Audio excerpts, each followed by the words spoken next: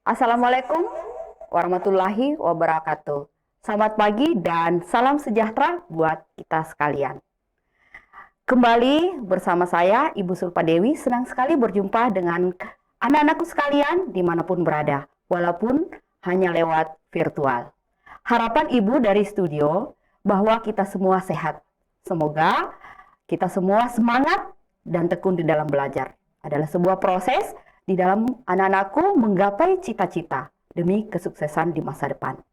Seperti Martin Luther mengatakan bahwa tujuan utama dari pendidikan adalah kecerdasan dan karakter. Seiring dengan salam Smart School, generasi Smart School berkarakter cerdas.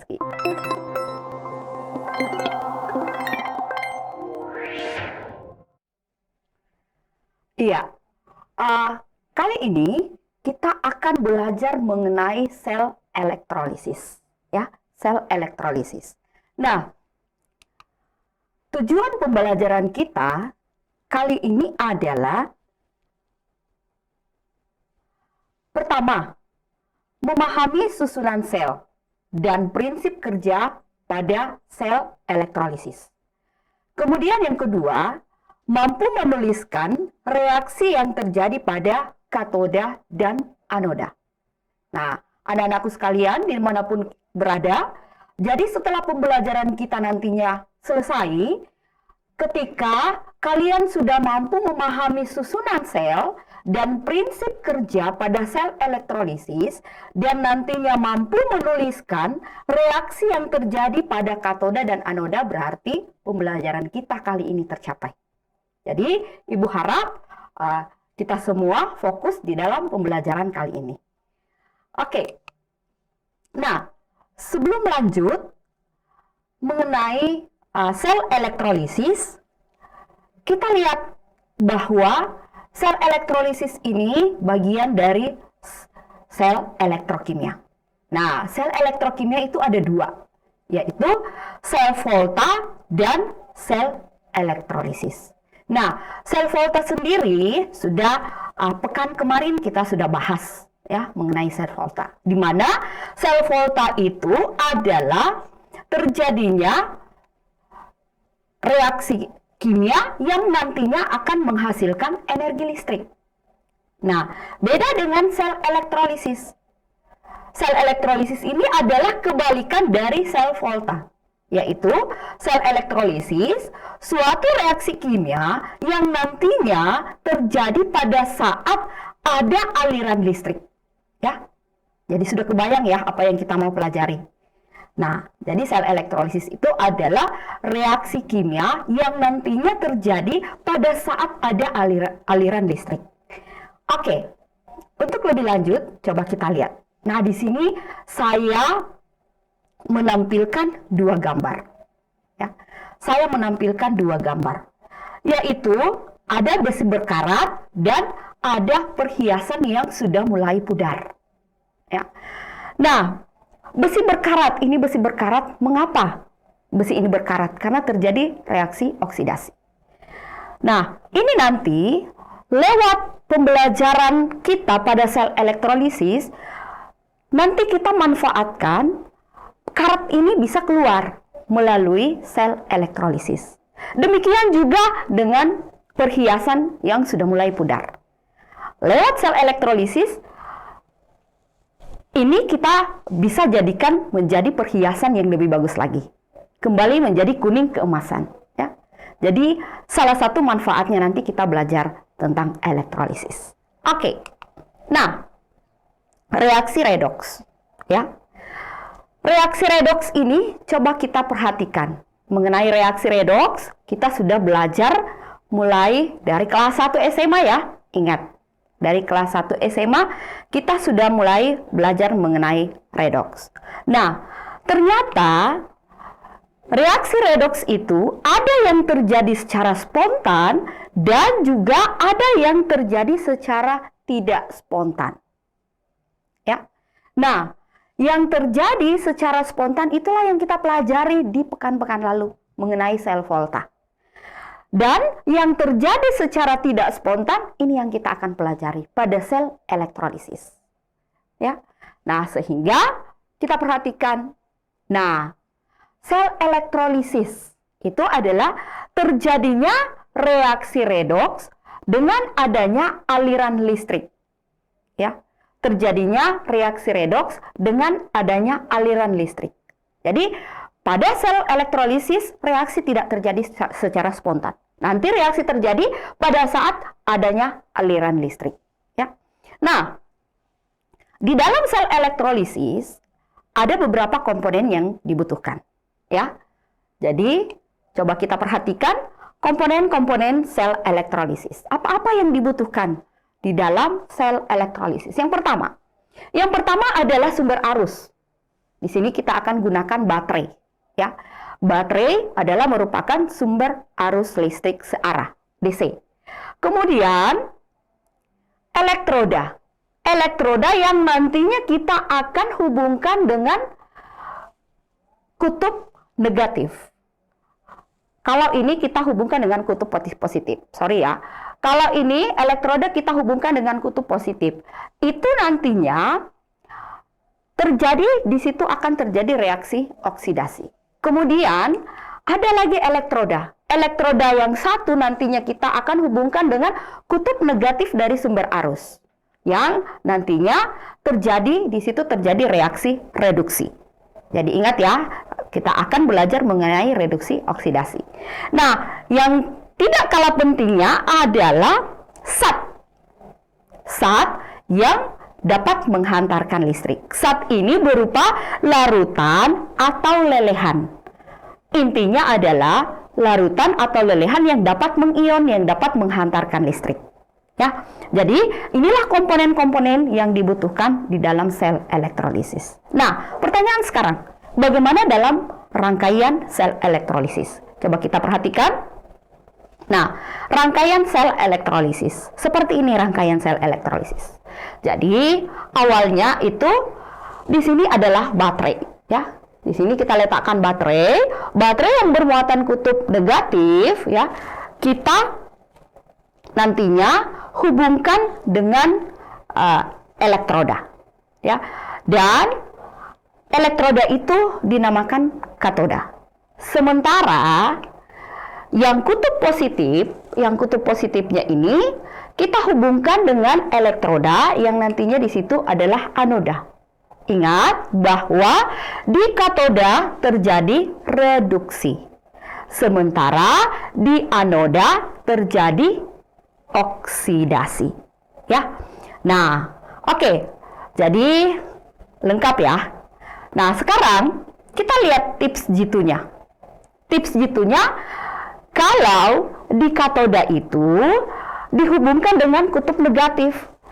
Kalau anoda dihubungkan dengan kutub positif, sehingga tips jitunya adalah knapel. Ya, knapel. Artinya katodanya negatif, anodanya positif pada sel elektrolisis. Ya, beda ya dengan sel volta. Sel volta yang kita sudah pelajari pekan lalu bahwa katoda itu positif, anoda itu negatif. Ya, jadi untuk tidak menukar antara sel volta dengan sel elektrolisis, gunakan tips jitu, knapel. Katoda negatif, anoda positif pada sel elektrolisis. Ya, oke, next. Coba kita lihat, ya.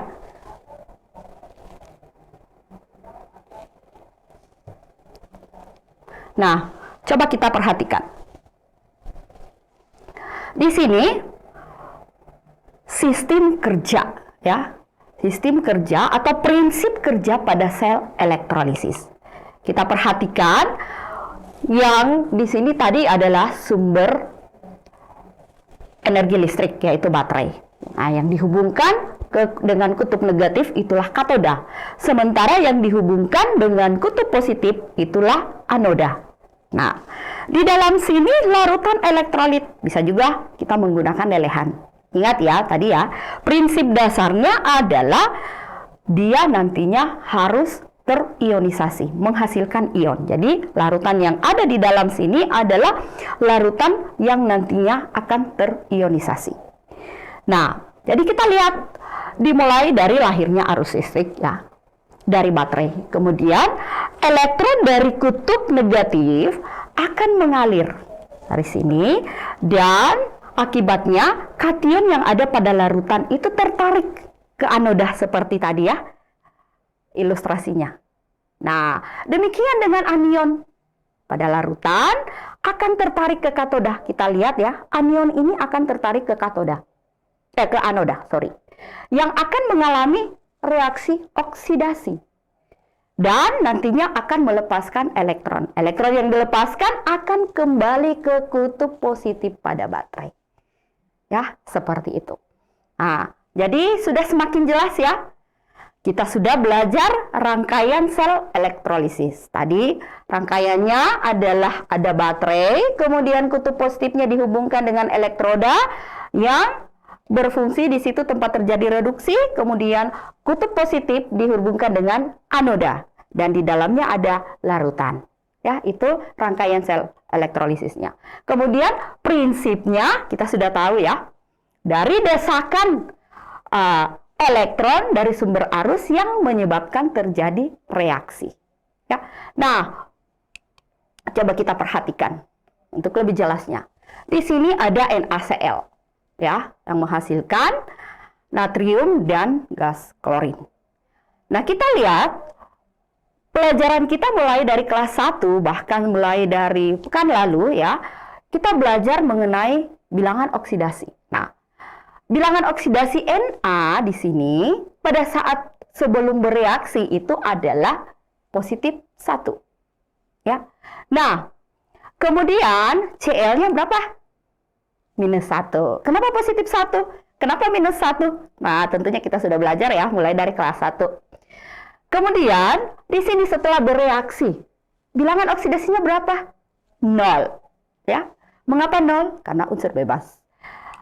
Kemudian di sini juga klorin, bilangan oksidasinya adalah 0. Nah, kita perhatikan. Na sebelum bereaksi dengan Na setelah bereaksi, bilangan oksidasinya mengalami perubahan. Ya. Perubahannya itu, nah, dari positif 1 ke 0 berarti turun.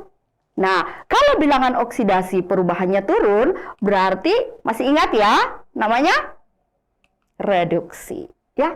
Nah, sementara Cl sebelum bereaksi bilangan oksidasinya minus 1. Setelah bereaksi bilangan oksidasinya 0. Nah, perubahan bilangan oksidasi sebelum dan sesudah bereaksi dari minus 1 ke 0 itu terjadi kenaikan atau penurunan? Kenaikan ya. Nah, dari minus 1 ke 0 terjadi kenaikan berarti namanya apa? Oksidasi ya. Jadi oksidasi. Nah, persoalan sekarang ini terjadi reaksi reduksi dan reaksi oksidasi ini terjadi tidak spontan. Ya. Tidak spontan. Nah, kapan bisa terjadi? Nah, reaksi ini bisa terjadi ketika ada sumber arus membantu menjalankannya. Ya. Nah, ini yang kita pelajari sekarang di sel elektrolisis. Jadi, sudah semakin ada gambaran ya pembelajaran kita kali ini. Oke, next. Coba kita perhatikan. Untuk lebih jelasnya, di sini simulasi tentang lelehan NaCl. Bagaimana kerja sel elektrolisis di dalam lelehan NaCl. Jadi NaCl yang ada di dalam sini akan terurai menjadi Na plus Cl minus. Kation Na itu akan mengarah ke katoda, sementara anion Cl akan ke anoda, sehingga nantinya terjadi reaksi oksidasi di anoda ya, dan akan menghasilkan elektron. Elektron itu akan dialirkan ya kembali ke kutub positif ya. Kutub positif turun ke bawah, elektron datang ke sini menangkap kation yang ada pada larutan atau lelehan. Kalau di sini sekarang lelehan NaCl. Ya. Nah, Ibu harap semakin jelas ya prinsip kerjanya sel elektrolisis. Oke, jadi tujuan pembelajaran kita yang pertama tadi memahami rangkaian sel elektrolisis dengan prinsip kerja sel elektrolisis semoga tercapai ya. Nah, kita lanjut untuk mempelajari bagaimana reaksi. Ya, reaksi sel elektrolisis. Nah, tadi ada 2 elektroda, yaitu elektroda pada katoda dan elektroda pada anoda. Nah, kita pelajari dulu yang terjadi pada katoda. Nah, ingat tips jitu-nya tadi bahwa pada sel elektrolisis itu ingat knapel, katoda negatif, anoda positif pada sel elektrolisis. Nah, kalau pada katoda kita harus memperhatikan deret volta. Pada saat mempelajari sel volta, kalian sudah menguasai deret volta ya. Harapan ibu semua sudah punya rantai keledai masing-masing. Jangan copy paste rantai keledai orang. Kalau perlu buat sendiri rantai keledai ya. Seperti ibu nggak mau copy paste. Makanya ibu buat sendiri rantai keledainya. Kalau ibu gini, Lika baca nanti minggu alama ada air ya. Kemudian senior cari Ferry, Cak Diniko senang pala butung.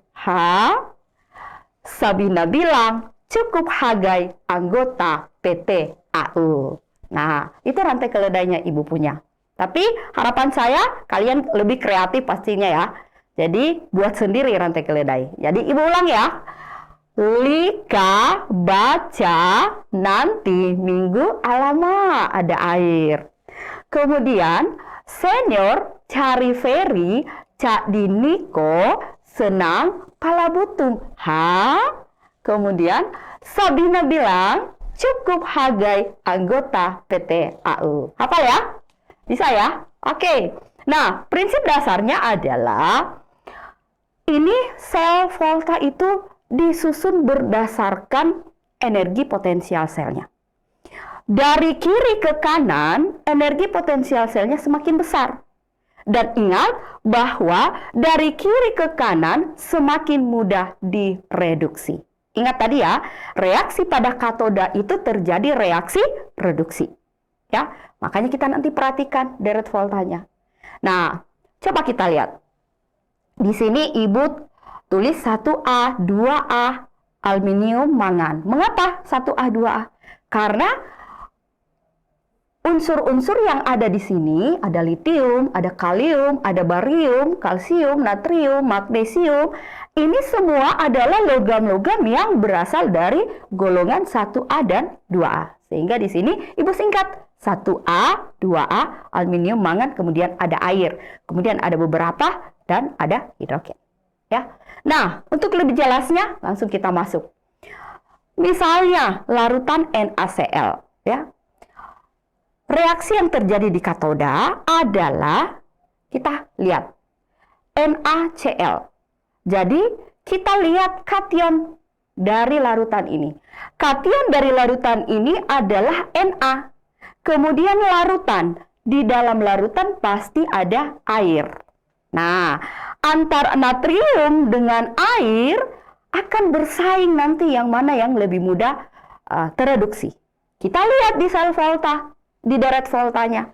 Nah, antara natrium dengan air yang lebih berada di sebelah kanan. Berarti air yang lebih mudah untuk tereduksi. Sehingga reaksi yang terjadi pada katoda adalah air ya akan menghasilkan OH dan gas hidrogen. Nah, kita lihat di sini minus 2. Supaya seimbang, maka di sini ditambah 2 elektron. Ya. Jadi bisa ya. Nah, kita lihat pada larutan HCl. HCl, kita ionisasikan dulu. Kita ambil kationnya. Ya. Jadi prinsip dasarnya adalah selalu kita lihat kation larutan itu. Nah, kalau kita lihat kation larutan ini adalah H+. Nah, dia dalam bentuk larutan. Berarti dalam bentuk larutan dia mengandung air. Nah, yang akan bersaing mengalami reaksi reduksi adalah H+ dengan air. Kita lihat deret volta, ya. H dengan H2O, air. Nah, kira-kira yang mana yang lebih mudah tereduksi? Yang mana yang ada lebih di sebelah kanan? Antara H dengan H2O. Melalui deret volta, H yang lebih di sebelah kanan. Sehingga pada katoda yang mengalami reduksi adalah H, ya, H plus yang ada dari larutan tadi ini. Nah, apa yang dihasilkan? Gas hidrogen. Nah, kita lihat 2 elektron, ya. Nah, next kita lihat pada leburan NaCl. Coba kita lihat NaCl. Nah, NaCl di sini kationnya adalah Na, ya. Kationnya adalah Na. Dia berupa leburan, ya. Dia berupa leburan. Nah, karena dia berupa leburan berarti tidak mengandung air. Jadi Na di sini tidak punya saingan untuk tereduksi. Sehingga reaksi yang terjadi pada katoda pada leburan, ingat leburan tidak mengandung air berarti kation itu sendiri. Kationnya apa? Natrium. Jadi ini yang mengalami reaksi reduksi. Sehingga reaksinya seperti ini. Ya. Natrium, ion natrium dari lelehannya akan menghasilkan natrium dalam bentuk padat. Ya. Jadi prinsip kerjanya atau tips G2-nya, ya, pada katoda kita lihat, ya, kita lihat bahwa pada katoda itu ingat selalu, katoda itu terjadi reduksi, ya. Jadi yang dihasilkan adalah basa bukan asam, ya. Supaya ingat kalau buat reaksinya, basa diawali. Tipsnya adalah diawali dengan huruf konsonan R. Berarti hasilnya nanti diawali dengan huruf konsonan basa. Dan gas hidrogen. Ya, itu diingat, ya. Nah, seperti itu. Nah, lihat juga di sini selalu kalau pada katoda selalu menghasilkan gas hidrogen. Bisa ya? Itu reaksi pada katoda. Oke. Bagaimana dengan reaksi pada anoda? Coba kita perhatikan sama-sama. Reaksi pada anoda. Kalau reaksi pada anoda, yang utama kita harus perhatikan adalah elektrodanya. Kalau katoda tadi, apapun elektrodanya tidak pengaruh. Yang berpengaruh adalah apakah dia larutan atau lelehan dengan kationnya apa. Nah, kalau pada anoda, kita harus perhatikan elektrodanya. Apakah dia inert atau tidak inert, artinya pasif, tidak bereaksi. Kemudian aktif, artinya bukan PT dan C. Kalau elektrodanya inert, yang termasuk inert adalah platinum dan karbon. Ya, ada beberapa referensi mengatakan bahwa emas juga salah satu elektroda inert. Tetapi di sini Ibu tidak masukkan karena emas itu bisa aktif dalam larutannya, bisa mengalami reaksi oksidasi dalam larutannya. Ya. Nah, oke, kita perhatikan. Bagaimana kalau elektrodanya itu pasif atau dia menggunakan PT atau karbon? Nah, ada beberapa syaratnya. Kalau anionnya berupa sisa asam oksi, contoh, anionnya adalah SO4, CO3 2-, PO4 3-, berarti yang mengalami reaksi oksidasi adalah air. Ya. Nah, sehingga reaksinya seperti ini. Ya. Reaksinya seperti ini. Bisa ya? Air yang mengalami reaksi oksidasi.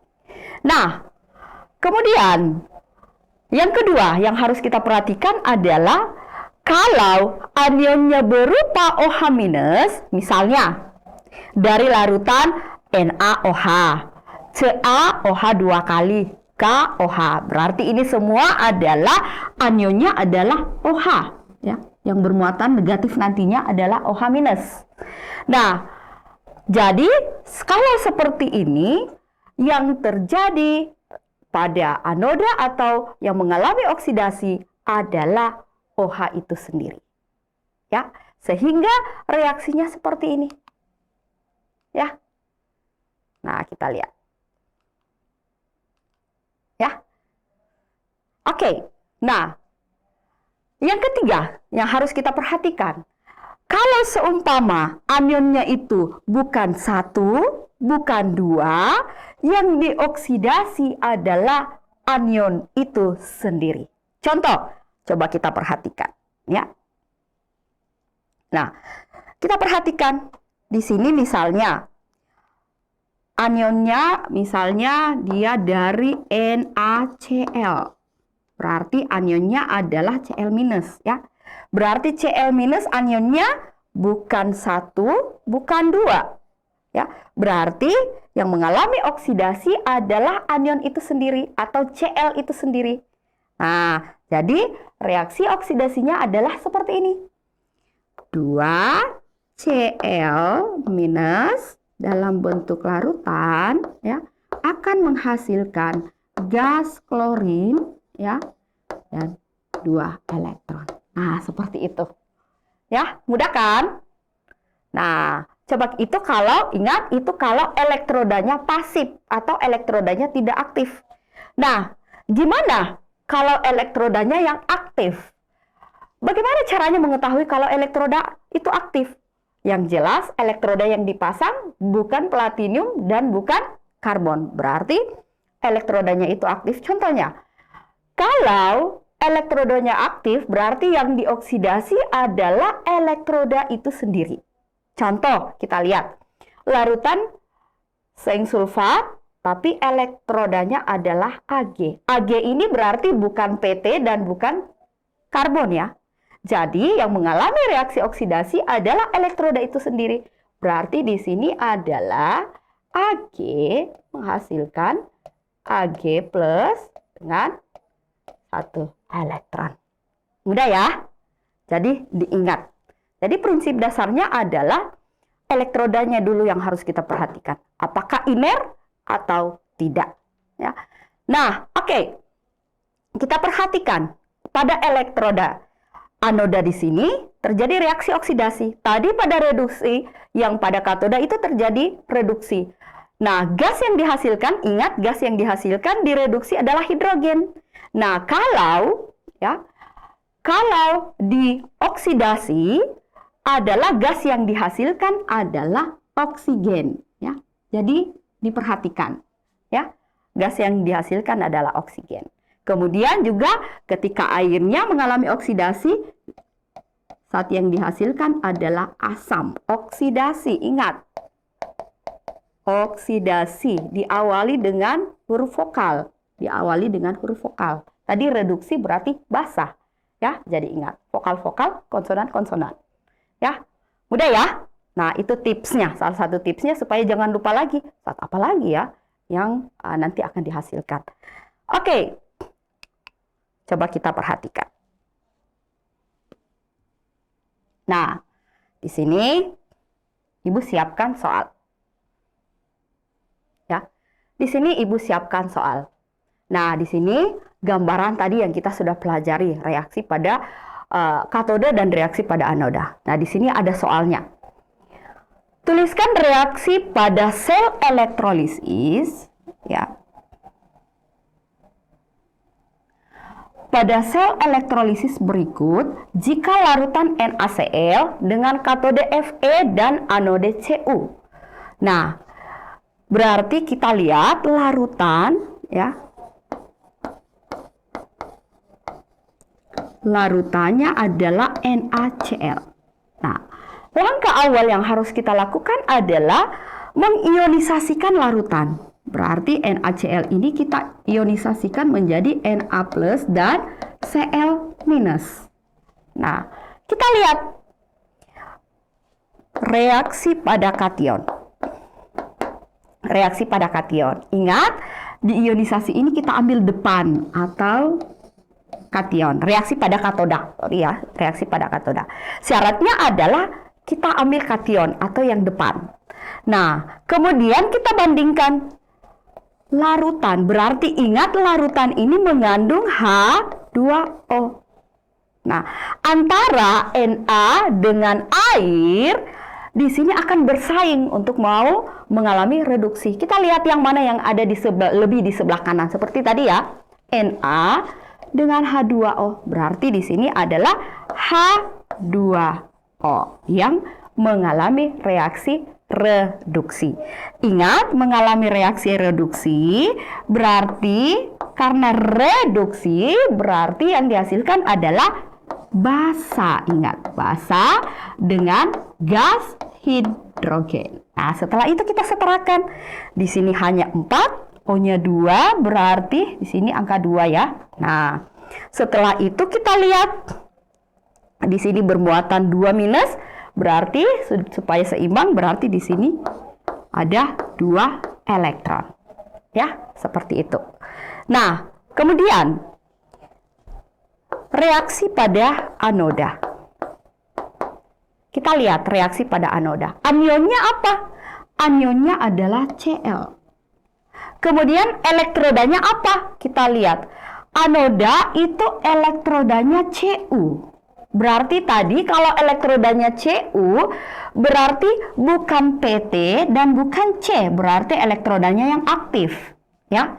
Nah, karena elektrodanya yang aktif, ingat yang dioksidasi adalah elektroda itu sendiri. Berarti reaksi yang terjadi pada anion adalah elektroda itu sendiri. Berarti Cu ya akan menghasilkan Cu2+ dengan kita seimbangkan ionnya ya, 2 elektron. Ya. Nah, kita perhatikan di sini elektronnya sudah sama ya. Jadi kita bisa eliminasi. Ini tereliminasi dengan ini ya.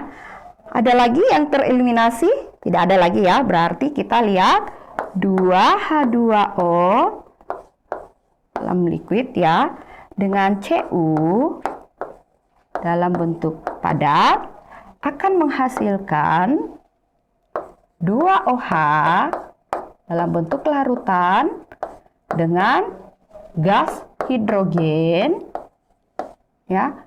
Kemudian di sini adalah Cu2+ dalam bentuk larutan. Nah, jadi reaksi yang terjadi seperti ini. Ya. Nah, oke. Kita lanjut ya di soal bagian B. Bagaimana kalau larutan MgOH dengan elektroda C? Karbon. Nah, kita perhatikan ya. Di sini larutannya larutan MgOH 2 kali. Ingat, syarat utamanya adalah kita ionisasikan. Jadi Mg2+ dengan 2OH minus.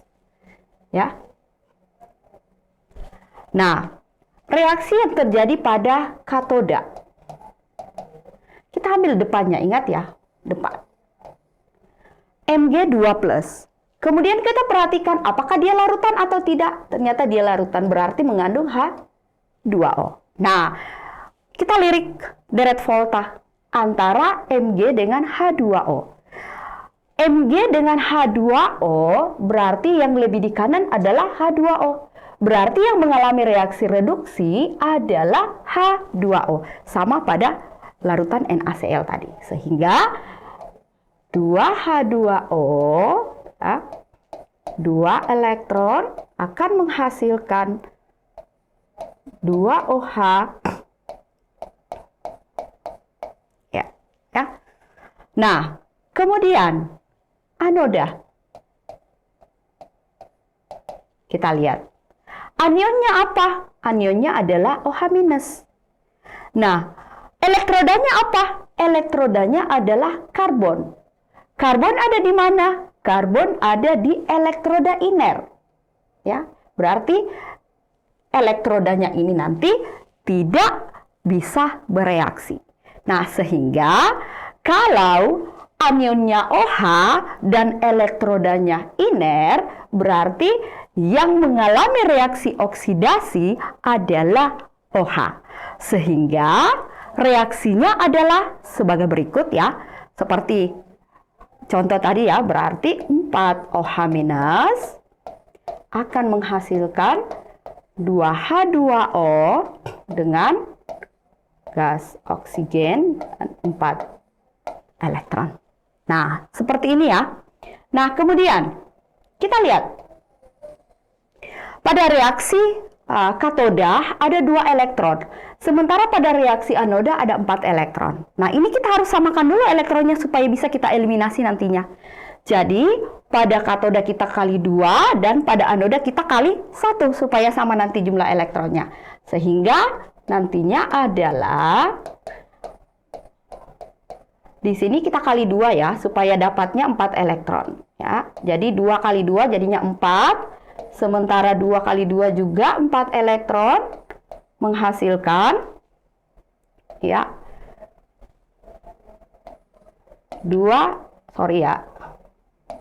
4 OH- dengan 2H2 ya, seperti itu. Bisa ya? Nah, bagaimana dengan anoda? Nah, pada anoda ini tidak dikali lagi karena sudah 4 elektron, berarti dikali 1. Berarti menghasilkan yang sama ya. Jadi 4OH- menghasilkan 2H2O dengan oksigen dan 4 elektron. Nah, sekarang kita sudah bisa eliminasi. Yang mana yang tereliminasi? Di sini, ini bisa tereliminasi ya. Di sini 4H2O. Nah, sisa 2 ya. Ada lagi? Ada lagi. 4OH tereliminasi dengan sini 4OH ya. 4OH. Ada lagi? Coba kita perhatikan. Ada lagi? Sepertinya tidak ada lagi ya. Jadi reaksi yang terjadi di sini tadi 4H2O, di sini 2H2O, sisanya 2H2O ya. 2H2O kemudian akan menghasilkan O2 dalam bentuk gas ya. Ini dalam bentuk liquid. Kemudian 2H2 dalam bentuk gas. Ya, seperti ini. Nah, demikianlah reaksi yang terjadi di larutan MgOH2 kali ketika menggunakan elektroda karbon atau elektrodanya iner. Nah, dari contoh yang Ibu sudah paparkan, sekiranya sudah bisa ya untuk menjawab soal-soal yang ada nantinya, atau bisa menuliskan reaksi yang terjadi pada katoda dan anoda.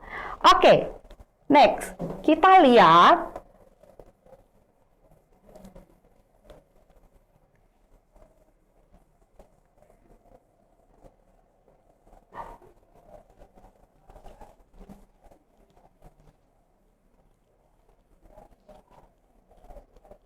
Nah, kita lihat contoh soal yang ketiga, lelehan ya. Jadi, lelehan CuSO4. Elektrodanya adalah Cu.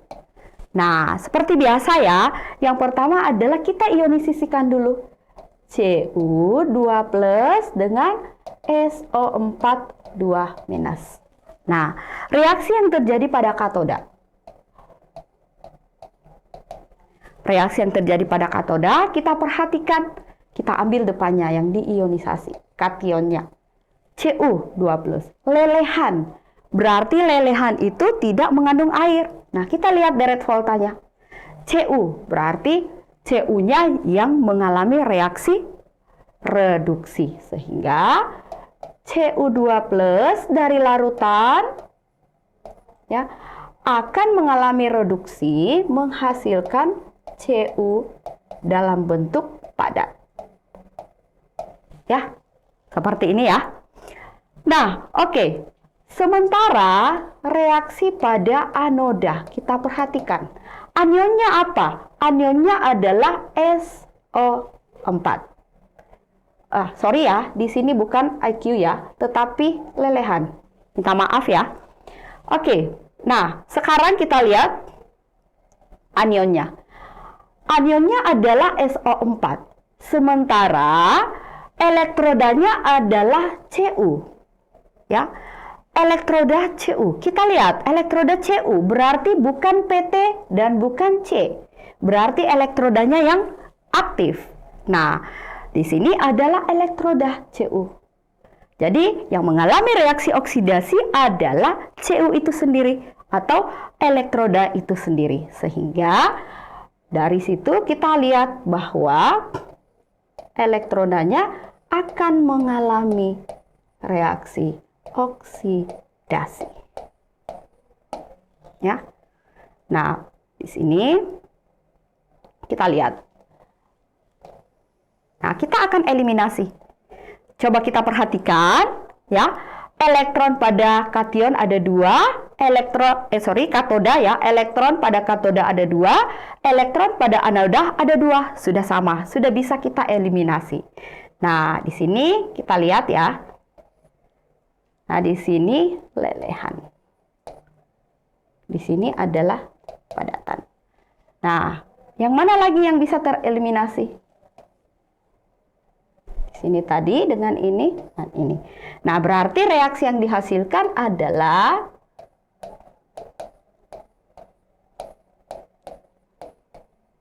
Nah, sekarang yang dihasilkan adalah tembaga yang berbentuk padat. Yang reaksi adalah tembaga yang berbentuk padat menghasilkan tembaga yang berbentuk padat. Pertanyaan sekarang adalah kenapa tidak bisa kita eliminasi? Ya memang kita tidak bisa eliminasi karena di sini adalah tembaga yang berbentuk padat yang terjadi pada anoda. Sementara menghasilkan tembaga yang berbentuk padat yang nantinya ada pada katoda. Ya, jadi kita tidak bisa eliminasi. Nah, demikianlah reaksi yang terjadi pada lelehan CuSO4 ketika elektrodanya adalah Cu.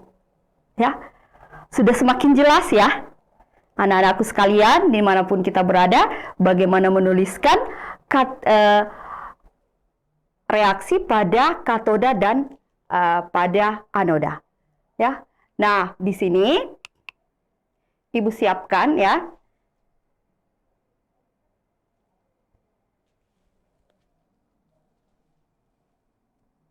Nah, di sini Ibu siapkan latihan soal. Nantinya Ibu berharap ini bisa difoto ya di masing-masing monitor kalian, bisa difoto untuk menjadi latihan dalam bagaimana menuliskan reaksi sel elektrolisis yang terjadi pada katoda dan anoda. Ya. Dan di sini juga Ibu siapkan latihannya melalui kuisisi. Bisa memasukkan kode dan bisa melalui barcode ya. Jadi silakan difoto dan nantinya bisa anak-anakku sekalian dimanapun berada bisa mengaksesnya dan bisa latihan. Di sini Ibu tutup sampai jam 3 sore hari ini. Jadi setelah pembelajaran berlangsung, Ibu berharap kalian bisa berlatih masuk di dalamnya. Nah, bagaimana dengan pembelajaran kita kali ini? Ada yang mau bertanya? Disilakan.